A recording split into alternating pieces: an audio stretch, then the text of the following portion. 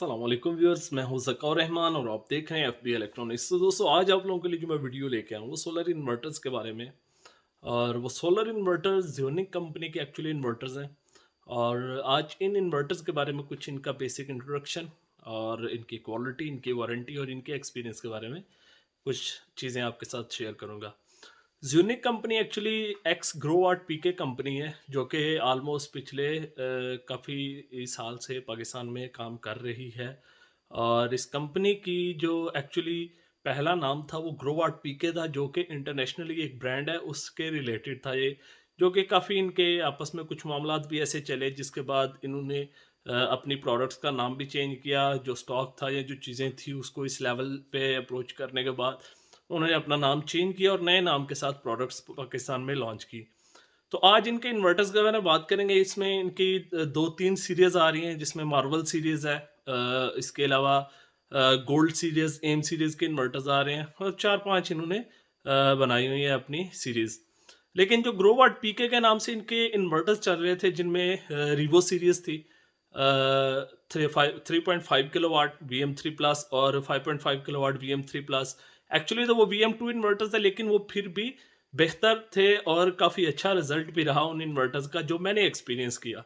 क्योंकि मैं आपको वो चीज़ें बताऊंगा जो एक मेरा पर्सनल एक्सपीरियंस होगा और एक जो हम ओवरव्यू लेते हैं मार्केट से कि इन्वर्टर्स की एक्चुअली परफॉर्मेंस, उनकी क्वालिटी और वारंटी के हवाले से। तो अगर इन्वर्टर्स के इंटरनल कंपोनेंट्स के हवाले से मैं आपको बताऊं, तो जो लेमैन है या जो भी नॉन टेक्निकल बंदा, उसके लिए वो हवाई बातें होंगी, उनके समझ में आने वाली वो चीज़ें नहीं होंगी। और ये चीज़ें हम अपने एक्सपीरियंस के बिहाव पे कर रहे होते हैं या यूट्यूब पे एक आपको एनालाइज करके देते हैं। तो जो इनकी पहली सीरीज थी, रिवो सीरीज के इन्वर्टर्स थे 3.5, 5 किलोवाट, 4 केवीए, 6 केवीए के जो इनके इन्वर्टर्स आते थे, वो बहुत ही बेहतर ऑप्शंस थे और उनमें कंप्लेन रेशियो बहुत कम थी। लेकिन उसकी सर्विस के हवाले से काफ़ी सारी ट्रबल्स थी जो मैंने खुद भी फेस की। इवन कि मेरा एक मैन्युफैक्चरिंग सेटअप है, वहाँ पे भी वही रिवो ग्रो वाट का लगा हुआ है, 5.5 किलोवाट। तो वो मेरा एक दफ़ा ही प्रॉब्लम किया और अंडर वारंटी प्रॉब्लम किया था, लेकिन क्लेम नहीं हुआ। उन्होंने कहा कि हमारी ये आपकी वारंटी एक्सपायर हो गई है, हालांकि वो 1 साल हुआ था उस प्रोडक्ट को लिए हुए। तो ये मोस्टली कंपनीज के अंदर ये इशू चलता है। वो जो इन्वर्टर साइड पे अक्सर आप लोगों ने देखा होगा एक स्टिकर लगा होता है, वो उस भी हाथ पे अपनी वारंटी क्लेम कर रहे होते हैं। लेकिन हमारे पास तो एक्चुअली वो वारंटी होती है जब हमारे पास इन्वर्टर आता है, बॉक्स ओपन होता है, इंस्टॉलेशन होती है, हमारी वारंटी हमारे हिसाब से। और इवन हमारा हिसाब तो चले एक सेपरेट इशू बन जाता है। कंज्यूमर के लिए या कस्टमर के लिए वारंटी तो तभी स्टार्ट होती है जब उसके घर में इंस्टॉल होता है। तो इन चीज़ों को लेके कंपनी को इसके ऊपर थोड़ा-सा ध्यान देना चाहिए कि जो इनकी एक्स प्रोडक्ट्स हैं, ग्रोवाट पीके के नाम से जब थे और कुछ चीज़ें बेहतर थी इनकी। लेकिन उसके बाद जैसे ही कंपनी ने अपना नाम चेंज किया, कंपनी थोड़ी फॉरवर्ड हुई और कंपनी ने अपने मॉडल्स को अपग्रेड किया, तो काफ़ी सारी ऐसी चीज़ें इन्होंने चेंज की कि जो इनकी कंप्लेंट रेशियो पहले काफ़ी कम थी एज़ कम्पेयर टू फ्रोनस। फ्रोनस तो स्टार्ट से ही बहुत बुरा चल रहा था और ये स्टार्ट में इनका स्टार्ट बड़ा अच्छा था, लेकिन बाद में इन्होंने पता नहीं क्या हुआ और कंपनी इतनी फॉरवर्ड हो गई और शायद नाम चेंज करने की वजह से कुछ चीज़ों में चेंजिंग आई। जो इनकी एक्चुअली एम सीरीज़ आई या VM3 प्रो प्लस के नाम से कुछ इन्वर्टर्स आए और जो मार्वल सीरीज़ के इन्वर्टर, इनके बारे में कुछ बात करेंगे आज। जो एक्चुअली इनका इन्वर्टर है, सबसे पहले अगर बात कर लेते हैं, इनका 1.5 kilo VM3 pro plus inverter है इनका। और VM3 प्रो 3 किलोवाट इन्वर्टर है। बेसिकली ये टेक्नोलॉजी जो है ये आपको फ्रोनस में भी मिल जाएगी, एक्सियन के मॉडल से 1.5 और 3 किलोवाट के अंदर। तो ये टेक्नोलॉजीज हैं। अगर इनकी क्वालिटी की बात कर ली जाए तो बहुत ही लो क्वालिटी के इन्वर्टर्स हैं, कोई हाई फाई क्वालिटी नहीं है इन इन्वर्टर्स की। चाहे इनके इंटरनल कंपोनेंट्स के हवाले से बात कर ली जाए, चाहे इनकी बिल्ड क्वालिटी की ओवरऑल बात कर ली जाए, तो ये एक बहुत ही लो बजटेड इन्वर्टर्स में आते हैं, जहाँ पे आपको पता होता है कि यार हमारा load almost filament load in inverters पे चलना है, तो उस जगह पे ये फिर भी थोड़ा बहुत सर्वाइव कर जाते हैं। लेकिन अगर आप इसको इंडक्टिव लोड के लिए समझते हैं कि ये बेहतर ऑप्शन है, तो वहाँ पे ये इन्वर्टर्स फ्लॉप है, क्योंकि इनकी जो एक्सटर्नल इंटरनल डिज़ाइन है वो ही इस लेवल का नहीं है। क्योंकि ये दोनों जो इन्वर्टर है 1.5 किलोवाट और 3 किलोवाट VM3 प्रो जो सीरीज़ है इनकी, ये हालांकि 450 वोल्ट के MPPT चार्ज कंट्रोलर के साथ इन्वर्टर्स आते हैं। लेकिन इनका प्रॉब्लम एक्चुअली ये होता है कि ये सिंगल बोर्ड डिज़ाइंड इन्वर्टर होते हैं और उसका इफ़ेक्ट क्या होता है कि जो भी टेक्निकल बंदा होगा या जो वर्कशॉप करता है उसको इस चीज़ की समझ आ जाएगी कि जो सिंगल बोर्ड डिज़ाइंड इन्वर्टर आते हैं उनमें काफ़ी सारे इश्यूज़ चल रहे होते हैं उनकी वर्किंग सिनेरियो को लेके।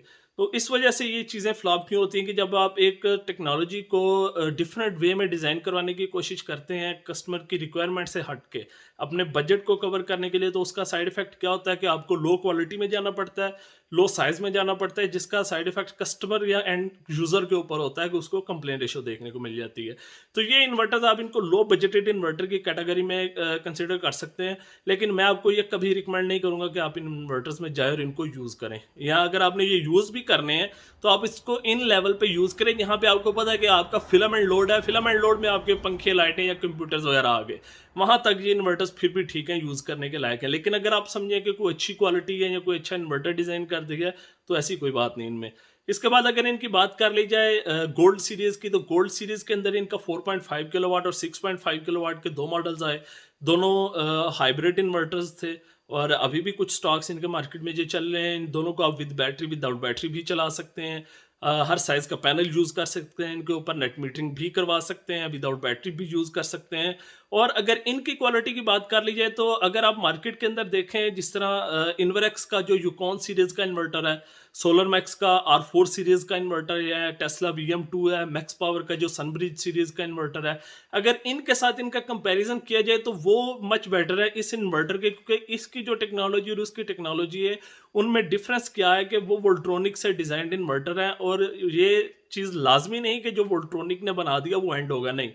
देखना ये होता है कि जो कंपनी एक एक्सपीरियंस्ड कंपनी होती है, उनके जो इंटरनली डिज़ाइन होते हैं इन्वर्टर के हवाले से, उनके कंपोनेंट्स के हवाले से, वो जो क्राइटेरिया उसका डिज़ाइनिंग का आया कि वो डिफरेंट होगा या सेम वही होगा जो उस इन्वर्टर की रिक्वायरमेंट है। रिक्वायरमेंट मीन्स किस तरह, अब 5 किलोवाट का जो इन्वर्टर है वो बाकी कंपनीज VM2 में लेके आ रही हैं और यही इन्वर्टर 6.5 किलोवाट में चला गया और प्लस नेट मीटरिंग आ गई, क्योंकि ये वो टेक्नोलॉजी नहीं होती, डिफरेंट हो जाता है इसमें। देखने वाली चीज़ क्या होती है कि सबसे पहले आपने दो चीज़ें इन्वर्टर कोई भी उसमें देखने, आपकी रिक्वायरमेंट क्या है कि आपने ऑफ ग्रिड, हाइब्रिड या ऑन ग्रिड यूज़ करना है, दूसरा बैटरीज लगानी है, विदाउट बैटरी यूज़ करना है, तीसरा इसकी बिल्ड क्वालिटी और चौथा फिर इसकी वारंटी क्लेम आ जाता है। तो इन चीज़ों को अगर देखा जाए तो ये इन्वर्टर्स आपको इनमें ऑन नेट मीटरिंग भी मिल जाती है, विदाउट बैटरी फंक्शन भी मिल जाता है, विद बैटरी फंक्शन भी मिल जाता है और 2 ईयर्स की वारंटी भी मिल जाती है। लेकिन अगर बिल्ड क्वालिटी की बात कर लीजिए तो बिल्ड क्वालिटी उस लेवल की नहीं है जो कि एक्चुअल इन्वर्टर्स की इस कैटेगरी में होनी चाहिए। उसकी रीज़न क्या होती है कि इसका इंटरनल डिज़ाइन होता है, जो कंपोनेंट्स होते हैं वो उस लेवल के या उस चीज़ पे बेस्ड नहीं होते जो कि एक्चुअली इन फीचर्स के अकॉर्डिंग इन्वर्टर डिज़ाइन होता है। जिस तरह आप इसी की मिसाल ले लें कि अब जिस तरह इन्होंने इसमें नेटमेटिक का ऑप्शन रखा हुआ है, आप देख लें जिस तरह मैं आपको एक ही कंपनी का बता देता हूँ, जिस तरह सोलर मैक्स का इन्वर्टर है फॉल्कन, ठीक है, 6 किलोवाट का फॉल्कन है और फॉल्कन 3 किलोवाट का इन्वर्टर। अगर इन दोनों को आप कंपेयर करेंगे इसके साथ तो वो मच बेटर है इसके गोल्ड सीरीज के। उसकी रीज़न क्या है कि वो उसका जो इंटरनल डिज़ाइन है वो टोटली डिफरेंट है इससे। डिफरेंट किस बिहाफ पे है कि वो इंडिपेंडेंट टोटली सिस्टम वर्क कर रहा होता है। हालांकि इंडिपेंडेंट मींस के उसका जो कंट्रोलर है, उसका जो बोर्ड है, वो सारे इस हिसाब से वर्क कर रहे होते हैं कि वो कंबाइंड लोड सिस्टम के ऊपर नहीं बनाते, जिस वजह से इन्वर्टर की लॉन्ग लाइफ होती है। सिंगल बोर्ड डिजाइन इन्वर्टर के अंदर सबसे बड़ा इफेक्ट ही यही होता है। आगे इनकी जो सीरीज आ जाती है मार्वल सीरीज, 4 किलोवाट और 6 किलोवाट, ये दोनों ऑफ ग्रिड हैं। इनको विदाउट बैटरी भी चला सकते हैं, विद बैटरी भी चला सकते हैं, लेकिन इन पर नेट मीटरिंग नहीं होती। और इन इन्वर्टर्स के अंदर आपको सोलर के हवाले से, पैनल्स के हवाले से तमाम किस्म के इन्वर्टर्स लगा सकते हैं, उसका कोई इशू नहीं है। और इसके अलावा इस पर नेट मीटरिंग आप नहीं करवा सकते। बाकी इसकी भी 2 ईयर्स की वारंटी है। ये भी एक बजटेड कैटेगरी के इन्वर्टर्स में आ जाता है। इसके बाद इनकी मार्वल सीरीज का 8 किलोवाट और 12 किलोवाट का इन्वर्टर, जो कि ये लेटेस्ट प्रोडक्ट्स को क्लेम कर रहे हैं कि ये डुअल एमपीपीटी चार्ज कंट्रोलर्स के साथ है और हाई पीवी इनपुट रेंज के साथ ये इन्वर्टर्स आते हैं। और एक्चुअली इन इन्वर्टर्स का भी यही क्राइटेरिया इनका डिजाइनिंग का कि इनके अंदर इन कंपनीज का सबसे बड़ा प्रॉब्लम क्या होता है कि ये जो सिस्टम की डिजाइनिंग है उसके ऊपर बहुत सारा कॉम्प्रोमाइज कर लेते हैं। कि इन्वर्टर को डिज़ाइन करवाते हो आप ये देखें कि एक आप जिस तरह सोलर मैक्स को ले लें, टेस्ला को ले लें, मैक्स पावर को ले लें, क्राउन को ले लें, इन्वरेक्स को ले लें, इन सब कंपनीज के जो ब्रांड हैं, मेन इन्वर्टर्स हैं जो मोस्टली काफ़ी सारे सालों से चल रहे हैं, उन इन्वर्टर्स के कंपैरिजन में जब आप इन इन्वर्टर्स को देखते हैं तो इनकी प्राइसेस में बहुत सारा डिफरेंस है। और वो डिफरेंस होने की रीज़न क्या होती है कि वो रीज़न ये है कि ये कंपनियां कोई इस मुल्क की है, इस मुल्क के अवाम की खैर ख्वाह नहीं है कि आपको डबल का डिफरेंस देख के वो इन्वर्टर्स आप सेल करेंगे। यानी कि एक इन्वर्टर सोलर मैक्स का फाल्कन अगर आपको 2.5 लाख का या 2,60,000 का मिल रहा है, तो वहीं भी आपको फ्रोनस 1,30,35,000 का मिल रहा है, ज़्यूनिक का 6.5 आपको 1,30,35,000 40,000 का मिल रहा है। तो ये डिफरेंस क्यों है? डिफरेंस होता है quality based. Quality based different क्या होता है कि अगर अब मैं सिंपल सी बात बता दूं, अगर मैं वो टेक्निकल या कंपोनेंट्स में जाऊंगा, आईजीबीटी या एफईटी की बात करूंगा या चॉपर्स की बात करूंगा, तो ये चीज़ आपके समझ से ऊपर चली जाएगी। लेकिन मैं जो बात करूंगा वो मेरी एक्सपीरियंस बेस्ड बात होगी, और इसका मैं रिस्पॉन्सिबल भी हूँ कि जो मैं चीज़ वीडियो में क्लेम कर रहा हूँ वो 100% वैसी होगी। अदरवाइज मैं कभी भी किसी कंपनी के ऊपर वो ऑब्जेक्शन नहीं लगाऊंगा। हमारा काम एक टेक्निकल एनालाइज करना होता है ताकि एंड यूजर के लिए या कोई ले मैन है जो रिसर्च करता हुआ इस प्लेटफॉर्म पे आए, उसको वो एनालाइज मिले जो उसकी रिक्वायरमेंट होती है। तो एक्चुअली जो यूनिक की प्रोडक्ट्स हैं इन सब के अंदर आपको वो क्वालिटी लेवल देखने को मिल जाता है। लेकिन अगर आप इसको फ्रोनस के साथ कंपेयर करते हैं तो फ्रोनस से ये काफ़ी बेहतर प्रोडक्ट्स हैं बनिस्बत ज़्यूनिक के। ज़्यूनिक और फ्रोनस का अगर आप कंपैरिजन करते हैं तो मेरे ख्याल में जो मेरी वोटिंग है वो ज़्यूनिक के हक में ज़्यादा जाती है, और जो हमारा ओवरव्यू है मार्केट का उसमें भी ज़्यूनिक को अच्छा रिजल्ट मिलता है। लेकिन अगर ज़्यूनिक के जो लेटेस्ट मॉडल्स हैं वहाँ पे अगर आप देख लेते हैं, कुछ गोल्ड सीरीज़ के इन्वर्टर्स हैं, या उससे पहले कुछ इन्होंने वो VM3 Pro के नाम से जो इन्वर्टर्स लेके आए, इनमें काफ़ी सारी कंप्लेन रेशो है। क्योंकि जब मैंने रिसेंटली फ्रोनस की वीडियो अपलोड की उसमें भी लोगों के कमेंट्स आए, मैंने फेसबुक पे अपलोड की वहाँ पे भी कमेंट्स आए, कुछ लोगों ने मेरे साथ कॉन्टैक्ट करके भी बताया कि यार आपने क्या किया, आप कहते हैं कि ये चीज़ में ये डिफरेंस है, ये है, हमारा तो बेड़ा गर्क कर दिया इन इन्वर्टर्स ने, हमारा तो इतना नुकसान हो गया, हम तो कभी किसी को नहीं कहेंगे। लेकिन मैंने पहले भी वीडियो में बताया था कि हमारा काम एक टेक्निकल एनालाइज करना है, यानी कि ओवरव्यू लेके मार्केट का उस हिसाब से एक टेक्निकल एनालाइज कर देना, ताकि लोगों की जो अप्रोच है यूट्यूब तक उनको वो फेयर एनालाइज मिल सके। और अभी इनका एक मार्वल सीरीज का 7 kVA का 8.5 किलोवाट पीवी के साथ भी रिसेंटली इन्होंने मॉडल लॉन्च किया है। लेकिन एक चीज़ की मुझे समझ नहीं आती कि ओवर रेटिंग करके ये इन्वर्टर्स को क्यों मार्केट में इंट्रोड्यूस करवाते हैं। अब सिंपल सी बात है, ये जो आप स्क्रीन पे देख सकते हैं इन्वर्टर 7 kVA का ये इन्वर्टर है, और इसकी रेटेड आउटपुट एक्चुअली कितनी है 6500 वाट, यानी कि 7 kVA इन्वर्टर और 6.5 किलोवाट आउटपुट है। आप इसको लिखो ही 6.5 या 6 किलोवाट लिखो, क्योंकि ये कभी भी एग्जैक्ट लोड नहीं चलाएंगे, ओवरलोड जाके चलेंगे। ओवरलोड में हमेशा प्रोडक्ट जलती है। मैं आपको एक झटकी मिसाल दे देता हूँ, अगर आप उसको पिक कर लें आपको समझ आ जाएगी। गाड़ी का मीटर अगर 220 की रीडिंग पे जा रहा है ना, इसका हरगिज मतलब नहीं कि कंपनी आपको कहती है कि आप इसको 220 पे चलाओ। हम लोग 80-90 की स्पीड में उसको क्यों चलाते हैं? एक तो पेट्रोल की एवरेज अच्छी रहती है, गाड़ी कंट्रोल में रहती है, और इंजन के ऊपर किसी किस्म का इफेक्ट नहीं होता, टायर हर चीज़ ओवरऑल ही गाड़ी अपनी ज़बरदस्त परफॉर्मेंस में जा रही होती है। इसी तरह कोई भी इलेक्ट्रॉनिक या इलेक्ट्रिकल कंपोनेंट है या कोई मशीन है, उसका यूजेज क्राइटेरिया भी ये होता है कि जब आपने उसको यूज़ करना है तो आपने हमेशा उसको लिमिटेड रह के यूज़ करना है। कभी भी ओवर द लिमिट या ओवरलोड जाके उसको यूज़ नहीं करना, क्योंकि जितनी प्रोटेक्शंस होती हैं वो लिमिट्स पे जाके ऑपरेट होती हैं। ठीक है, अंडर लिमिट रह के वो कभी भी वो प्रोटेक्शंस आपकी यूज़ नहीं होंगी कि आपका इन्वर्टर लॉन्ग लाइफ रहेगा। जब आप उसको बार बार ओवर द लिमिट जाके यूज़ करेंगे तो वो कंटिन्यूस प्रोटेक्शंस देगा। तो कंपनी ने कभी भी ये नहीं लिखा होता कि हमारे इस इन्वर्टर में मौजूद प्रोटेक्शन इतने साल तक सिस्टम को प्रोटेक्ट करेगी।